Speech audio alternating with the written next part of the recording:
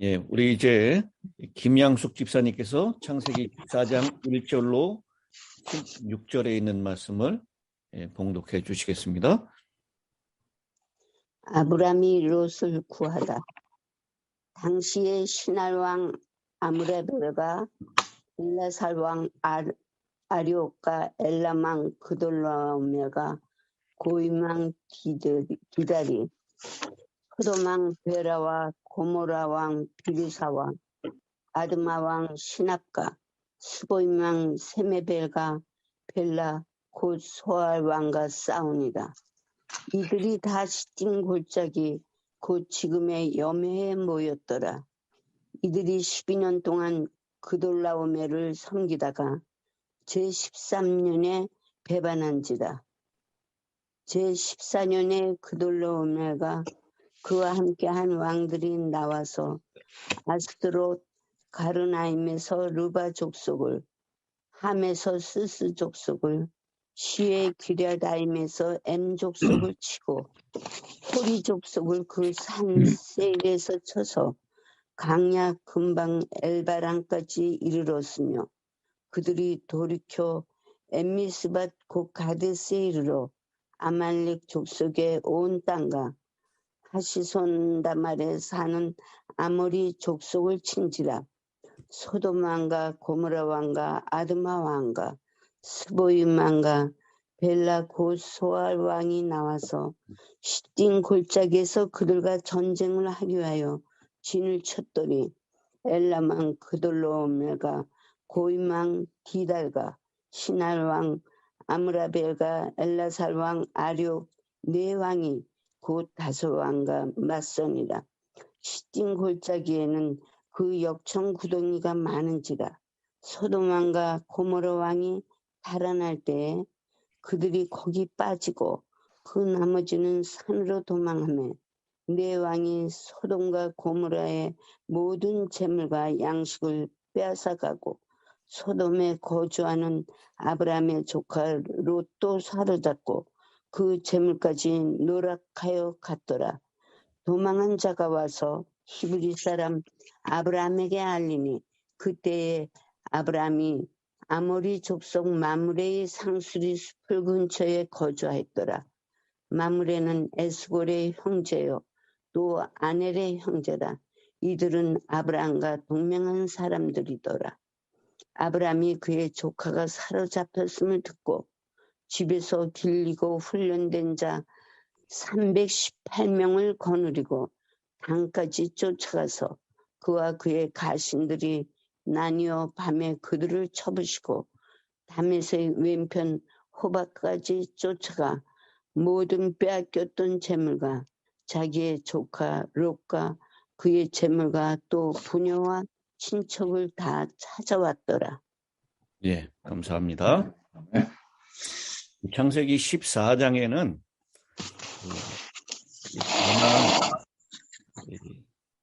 가나안 부족들 간 국가 간의 전쟁이 기록되어 있습니다.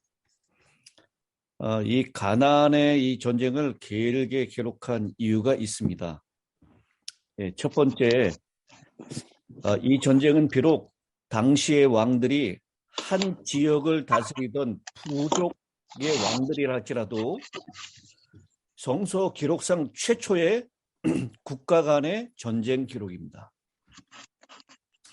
두 번째는 이 전쟁은 가나안족이 셈족의 지배를 받게 될 것이다 라고 하는 노아의 예언, 창세기 9장 25절 26절에 있는 예언이죠.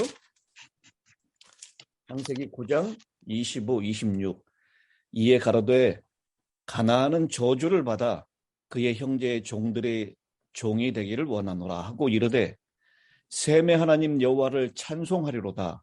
가나안은 셈의 종이 되고라고 했는데 이 노아의 예언을 확인해 준 것입니다. 세 번째, 이 여매를 중심으로 한 5개국의 연합군 그리고 가나안 북쪽에 있는 그돌로 오멜 엘라망을 중심으로 한 네 개국의 연합 전쟁. 이 전쟁의 기사는 12절에 있는 말씀을 소개하기 위해서 길게 열거된 것처럼 보입니다. 12절에 소돔이 그 전쟁에 휘말렸는데 그 소돔에 살고 있는 아브라함의 조카 롯도 사로잡고 그 재물까지 노력하여 갔더라라고 하는 말씀으로 일단락을 짓고 있습니다. 그래서 이 롯 개인에게는 소돔으로부터 강제적으로 하나님께서 끄집어내는 그 일을 얘기하고 있고요. 그리고 이 전쟁 사건이 롯이 이 사건으로 말미암아 소돔과 관계를 끊어야 했다라고 하는 것을 얘기합니다. 그리고 그가 그토록 소중하게 여겼던 재물까지도 여기 재물을 특별히 언급하고 있죠. 그 재물까지도 한순간에 잃어버렸다라고 하는 그것을 통해서 들어가서 살지 말아야 될 곳을 하나님께서는 이런 경고로 말씀을 하고 있는 것입니다. 근데 우리가 잘 알듯이 이 전쟁 이후에도 롯은 소돔을 다시 돌아왔고 그곳에서 여전히 그 죄의 물결 가운데 살았던 이야기를 알게 됩니다. 그리고 네 번째 이 가나안 이 남북 전쟁의 이야기를 통해서 아브라함을 가나안 땅의 중심 인물로 등장시키는 결과를 가져옵니다. 그래서 아브라함이 명실공히 이 가나안 땅에서의 위상이 확실하게 높여지는 사건이 되게 되는 것입니다. 그리고 마지막 다섯 번째는 소위 이방 왕들의 싸우는 세속사를 통해서 이 기록을 기록한 것은 이 구속사의 중심 인물은 아브라함과 롯의 이야기가 바로 중심이 되었는데요. 만약 이 롯이 소돔 땅에 살고 있지 않았다면 창세기에 이 가나안 남북 왕들의 전쟁의 이야기가 기록되지 않았을 수도 있습니다. 이 세속사를 통해서 여전히 하나님의 구속사를 우리에게 잘 보여주고 있는 그런 사건이 되겠다라고 하는 것입니다. 다소 여러 왕들이 등장하고 지명들이 등장하고 해서 좀 힘들 수가 있는데, 그래서 제가 여러분들이 이해를 돕기 위해서 이 지도를 하나 좀 보여드리도록 하겠습니다. 지도가 잘 보이시나요? 네. 네. 여기 지도에 있는 이 모습을 보면 창세기 14장에 나오는 가나안에서의 연합전쟁이라고 하는 제목으로 지도가 나타나 있죠.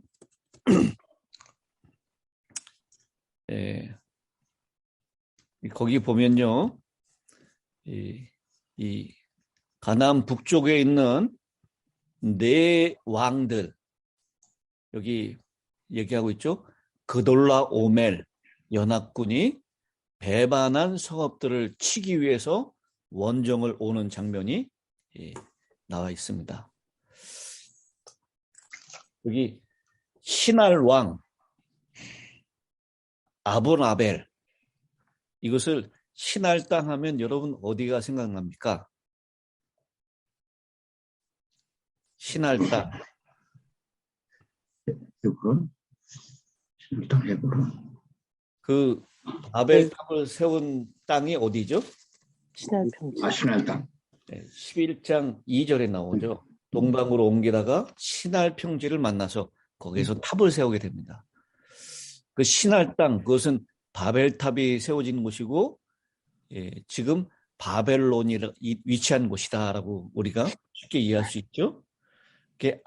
아므라벨이라고 하는 왕이 등장하는데 그 왕을 이 학자들은 누구라고 쉽게 이해를 했었냐면, 예, 바벨론의 왕이었던 이 함부라미일 것이다라고 생각을 했었습니다.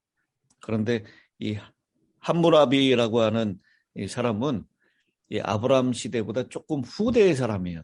그래서 그 사람은 아닌 것으로 그렇게 우리가 이해를 할 수 있습니다. 어쨌든 지금의 이란과 이라크에 해당되는 그 지역에 있는 네 왕들, 특별히 엘람 왕, 그돌라 오메를 중심으로 해서 이 엘람은 오늘날 이란 고원의 남부에 위치했던 나라로서 수도는 수사입니다. 페르시아 왕 아닥 이 에스더가 살고 있었던 궁이 그 수산궁이라고 얘기하고 있죠. 바로 그 엘람 왕, 그것은 바로 오늘날 이란에 있었던 그 지역을 얘기합니다. 이란과 이라크 지역에 있었던 네 왕들, 이 왕들이 왜 이쪽 가나안 동쪽에 있는 이 지역을 공략을 했냐면, 당시에 가장 강대국이었던 이집트하고의 교역이 바로 이곳을 통해서 이루어졌기 때문입니다. 그래서 이 전쟁의 모습을 보면 가나안 동쪽에 있는 이 남동쪽에 있는 지역은 애굽의 영향력이 미치고 있었기 때문에 이 요단강을 중심으로 해서 동쪽에 있는 그런 부족 국가들을 이 가나안 북쪽에 있는 이 네 연합 왕이 정복을 하는 이야기가 나옵니다. 정복을 하게 된 이유는 12년 동안 계속해서 조공을 잘 바쳤었는데 13년이 되던 해에 조공을 바치지 않은 것입니다. 그 이유는 여러 가지로 추측할 수 있는데, 아브라함이 가나안에 살다가 애굽으로 내려갔었던 이유가 가뭄이 들었기 때문입니다. 아마 가뭄 때문에 그 엘람 왕에게 보내는 조공이 전달되지 않았을 수도 있습니다. 그래서 13년째 조공을 보내지 않으니까 엘람 왕 그돌라 오메를 중심으로 해서 네 왕들이 연합해서 1년을 준비하고 14년 되던 해에 바로 연합군이 이 가나안을 남쪽을 정복하기 위해서 내려오는 이야기입니다. 그래서 거기 우리 성경에 지명이 쭉 열거되어 있는데요. 가르나임, 아스드롯, 그 다음에 사웨기라다임, 이쪽 지역을 쭉 정복하면서 내려오게 되는 것입니다. 그리고 이제 이 염해를 중심으로 한 다섯 왕들의 연합, 그 다섯 왕들의 연합이 거기 2절에 나와 있듯이 소돔, 고모라, 아드마, 또 스보임, 소왈, 이 다섯 부족 국가의 왕들 연합국과 함께 싸우는 장면입니다. 그리고 이 싸움에서 어디에서 이제 교전이 일어났냐면 이 시팀 골짜기라고 하는 곳에서 일어나죠. 이 시팀 골짜기에는 뭐가 많았다고요? 이 역청이 많았다. 이 아스팔트 재료죠. 이 염해를 다른 말로는 역청호라고 부를 정도로 지금도 이 역청이 많이 있는 곳이다라고 얘기를 합니다. 이 시팀 골짜기에서 싸웠는데 이 소돔 주변의 다섯 왕이 결국 패하게 되고 그 12절에 나오는 말씀처럼 소돔에 거주하고 있었던 아브라함의 조카 롯도 사로잡히고 그 재물까지 노락하여 끌려가게 되는 것입니다. 그래서 여기서 얻어진 포로들과 약탈한 재물들을 끌고 쭉 다시 원래의 자신의 국가로 돌아가고 있었죠. 그런데 이 소식을 여기서 살아남은 사람이 헤브론에 거주하고 있었던 아브라함에게 전합니다. 그래서 아브라함이 자신의 집에서 기르고 있었던 318명의 사람들과 그리고 이 헤브론 근처에 살고 있는 아모리 족속의 형제들이죠. 마므레 상수리라고 표현을 했는데 그 마므레는 지명 이름도 되고 사람 이름도 됩니다. 그래서 13절에 아모리 족속 마므레의 상수리 숲을 근처에 거주하였는데 마므레는 에스골의 형제 또 아넬의 형제 이들은 아브라함과 동맹한 사람이었더라. 그래서 마므레, 에스골, 아넬 이 세 형제의 군사들과 더불어서 함께 연합해서 이 가나안 네 연합군을 쫓아가는 것입니다. 어디까지 쫓아갔다 그러죠? 14절에 보면 다메섹 왼쪽 단까지 쫓아갔다 그래요. 이 헤브론에서 단까지의 거리가 약 200km 정도 됩니다. 그리고 이 단에서 아무래도 숫자적인 불리함이 있었겠죠. 318명 더하기 마므레와 에스골과 아넬의 연합군이래 봐야 그렇게 많지 않았을 것입니다. 이 네 왕국의 연합군에 비하면 숫자가 훨씬 적었을 것입니다. 그래서 15절에 보니까 언제 그들을 공격합니까? 밤에 그들을 공격한다. 이 숫자가 적었기 때문에 밤에 초부선 이야기가 나옵니다.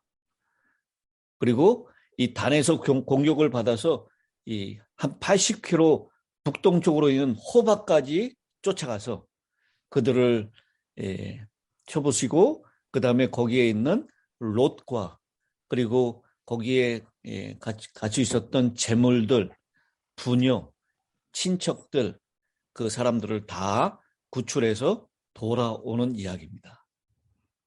돌아오다가 이 베델을 지나서 살렘에 도착했을 때 멜기데색을 만나게 되고 또 소돔 왕이 다시 영접하러 나오는 이야기가 이 14장 후반부에 나옵니다. 그것은 아마 다음 월요일 날 구원의 목사님께서 말씀을 주실 것이라고 생각을 합니다. 이렇게 지도로 이렇게 살펴봤는데 여러분 창세기 14장에 있는 이 지명들이 다 이렇게 이제 어느 정도 이해가 되십니까? 예. 네. 그 다음에 북방에 있는 4개의 연합군 또 이 여매를 중심으로 한 소돔과 고모라 그 5개 연합 왕들이 서로 싸우는 이야기. 그런데 그 싸우는 이야기가 중요한 것이 아니라 그 이야기의 중심, 결론은 어디에 있는 것입니까? 구속의 중요한 역할을 하는 아브라함, 그리고 아브라함의 조카 롯의 이야기가 거기에 들어가 있는 것입니다. 사실 롯의 이야기를 통해서 이 하나님께서는 무엇을 강조하고 싶으신 것이냐면 너희들이 보기에 좋은 것, 편안하고 화려하고 그리고 재산을 많이 늘릴 수 있는 그곳으로 가는 것을 선택했다 할지라도 그것이 정말 살 길이 아니다라고 하는 것을 보여주는 것입니다. 여러분 만약에 롯이 소돔이라고 하는 곳으로 들어가지 않았다면 이 전쟁에 휘말릴 필요도 없었고 가족들이 다 그렇게 포로로 잡혀가고 재산도 다 뺏겨가는 그런 비극은 있지 않았을 것입니다. 그러나 그가 그렇게 자신이 원하는 곳으로 갔고 그리고 결국 그는 그렇게 고생하는 그 길로 빠져들 수밖에 없었다라고 하는 것 그것을 말씀을 하고 있습니다. 그리고 2절에 나오는 그 소돔과 고모라의 왕들의 이름이 나오죠. 이 소돔 왕 누구죠? 소돔 왕은 베라와 베라라고 했죠. 이 베라의 이름은 뜻은 정복자라는 뜻입니다. 그리고 이 고모라 왕 비르사 그랬는데 비르사는 큰 자라는 뜻입니다. 그리고 아드마 왕 신압은 달의 신을 신이라고 얘기했는데 신은 아버지시다라는 뜻입니다. 그리고 스보이망 세메벨, 그것은 그의 이름은 위대하다라는 뜻인데요. 이렇게 정복자, 큰 자, 달의 신은 아버지시다, 위대하시다. 이런 이름들은 전부 다 자신의 백성들에게 이 왕들이 신적인 존재로 군림하고 있었다라는 것을 나타내는 것입니다.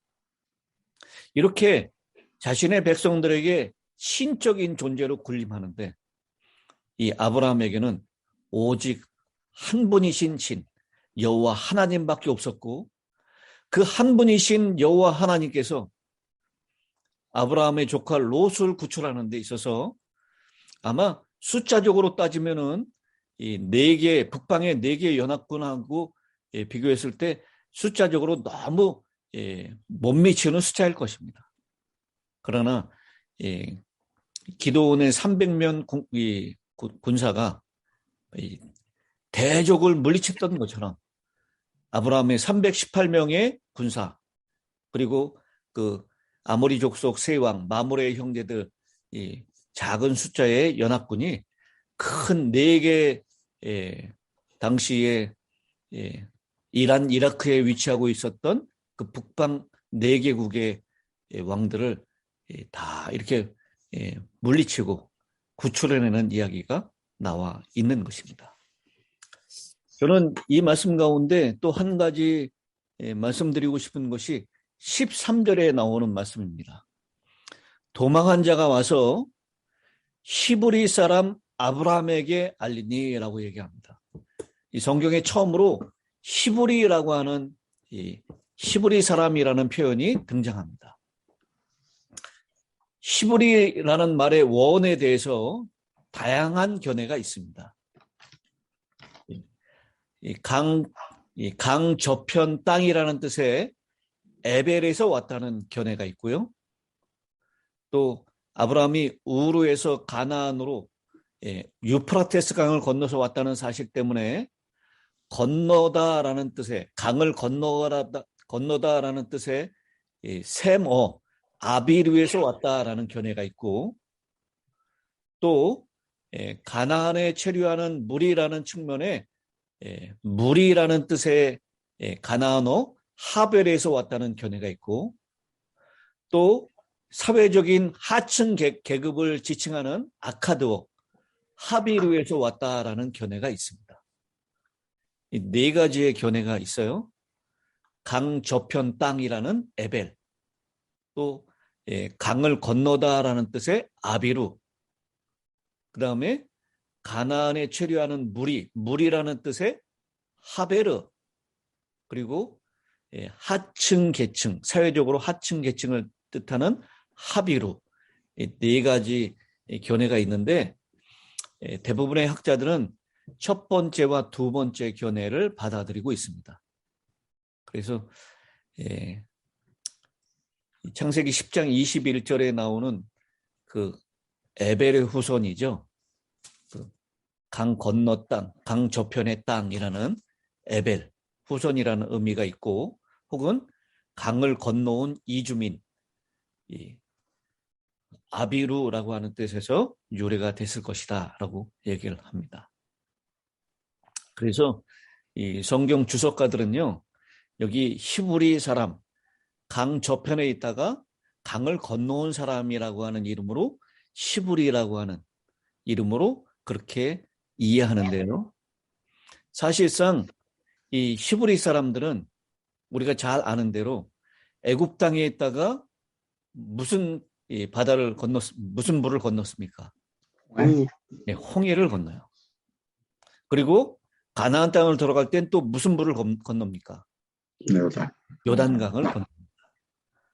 그래서 이 히브리 사람은 바로 강을 건너온 사람, 물을 건너온 사람이다 라고 하는 그런 뜻이다. 근데 그 물은 바로 하나님을 믿는 사람은 살리고 하나님께 속해 있지 않는 사람은 죽이는 물입니다. 홍해에서 애굽의 군대는 다 그 홍해에서 빠져 죽었지만 히브리 민족은 다 살아났어요. 그래서 물은 죽이고 또 물은 살리는 것입니다. 그것을 연관시켜서 우리는 그것을 침례라고 얘기를 하죠. 그래서 우리가 물에서 세상의 옛사람은 죽고 그리스도 안에서 다시 부활하여 다시 사는 것. 그래서 어떤 의미에서 우리는 모두 다 물을 건너온 사람, 침례를 경험한 사람이라고 하는 것입니다. 그리고 우리는 하늘에 가면 무슨 바닷가에서 노래한다 그러죠? 있는 강가에서. 유리 바닷가다라고 얘기하죠. 유리 바닷가. 근데 그 유리 바다는 뭐가 섞였다 그래요? 불이 섞여 있는 유리 바다라고 얘기하죠. 그 유리 바다도 마찬가지로 그 불은 하나님께 속해 있는 악에는 다 소멸하는 불일 것이고 하나님께 속해 있는 백성들은 다 살리는 불일 것입니다. 마지막에도 이 유리 바다는 죽이고 살리는 역할을 하게 될 것입니다. 우리는 히브리 민족인 것을 기억하시기 바랍니다. 강을 건너온 사람들. 그래서 옛사람은 세상에 속한 옛사람은 죽고 하나님께 속한 새 사람은 산. 히브리 민족. 이 히브리 민족, 히브리 사람 아브라함에게 알리고 그 아브라함이 자신의 형제. 우리말 성경에는요. 12절이나 14절에 전부 다 그의 조카라고 표현하고 있지만 히브리 원어는 그의 형제라고 표현합니다. 굉장히 의미가 있는 표현이죠. 조카가 아니라 형제라고 표현해요. 이 형제는 후손들까지. 우리 한 믿음을 가지고 있는 사람들을 우리가 부를 때 형제, 자매라고 얘기하지 않습니까? 실제적으로 혈육적으로 형제가 아니라 그리스도 안에서 형제가 된 것을 얘기하는 것입니다. 이 혈육적으로만 따지면 롯이 조카가 맞아요. 그런데 아브라함은 롯을 향해서 형제라고 부릅니다. 이렇게 우리 모두가 형제인 것을 그리스도 안에서 한 핏줄, 피를 나누고 있는 사람인 것을 꼭 기억하시고 그리고 믿음은 계산하지 않고 형제가 어려움을 당했을 때 그 형제를 돕기 위해서 나가는 것입니다. 아브라함은 그런 믿음의 사람이었고 계산하지 않는 여러분 이 밤에 이렇게 이 북부에 있는 이 연합국을 쳤는데 그것은 아브라함이 지력이 뛰어나서도 아니고 바로 아브라함이 하나님을 믿는 믿음 때문에 하나님께서 그런 전략을 주셨을 것이라고 믿습니다. 그리고 그 상황에서 승리할 수가 있게 된 것입니다. 우리 모두가 그런 아브라함의 믿음을 따라가는 그런 히브리 사람들인 것을 꼭 기억하고 그렇게 믿음을 따라 살 수 있게 되기를 간절히 바랍니다. 아멘. 기도하겠습니다. 하늘에 계시는 아버지 하나님, 롯은 삼촌 아브라함을 떠나서 소돔을 향했습니다. 그것은 물도 넉넉했고 여호와의 동산 같았고 곡창지대인 애굽과 같아 보였습니다. 롯은 그곳에서 소돔의 가치관과 소돔의 물결을 따라서 어쩌면 편안하게 살 수 있었는지 모릅니다. 그렇지만 그 결과 전쟁의 소용돌이 한중간에 있게 되었습니다. 반면에 아브라함은 척박해 보이고 사람 살지 못하는 곳으로 보이는 그런 아모리 족속이 살고 있었던 마물의 상수리 수풀에 살았습니다. 그것은 매력적인 장소가 아닐 수 있었습니다. 그러나 아브라함은 그곳에서 하나님께 제단을 쌓았고 주변에 있는 사람들과 동맹을 맺었고 그리고 318명이나 되는 군인들을 훈련하며 함께 지내는 믿음의 길을 걸었습니다. 우리의 눈에 볼 때 롯의 길이 넓어 보이고 좋아 보이고 매력적으로 보인다 할지라도 그 길은 생명의 길이 아닌 것임을 다시 한번 저희들에게 깨우쳐주심을 감사합니다. 아멘. 사람의 눈에 보기에 힘들어 보이고 어렵고 고난의 길처럼 보인다 할지라도 아브라함처럼 믿음의 길을 걷게 하여 주시옵소서. 아멘. 그리고 우리의 형제가 어려움을 당할 때는 계산하지 아니하고 그들을 구하기 위하여 일어나 나아갈 수 있는 믿음들을 저희들에게 허락하여 주시옵소서. 아멘. 그래서 오늘 우리가 사는 동안 롯의 길이 아니라 아브라함의 길을 걷게 하여 주시옵소서. 아멘. 하나님께서 우리 오늘 이 땅을 살고 있는 우리 모두가 강을 건넌 사람들임을 기억하며 히브리 사람으로 옛사람은 죽고 하나님 안에서 새 사람을 살고 있는 히브리인인 것을 기억하며 믿음으로 살게 하여 주시옵소서. 아멘. 아브라함과 늘 함께 하셨던 하나님께서 오늘 히브리 사람으로 살고 있는 우리 모든 힐탑의 성도들과 늘 함께 하여 주시옵기를 우리를 사랑하시는 예수님의 이름으로 기도드리옵나이다. 아멘. 네. 감사합니다.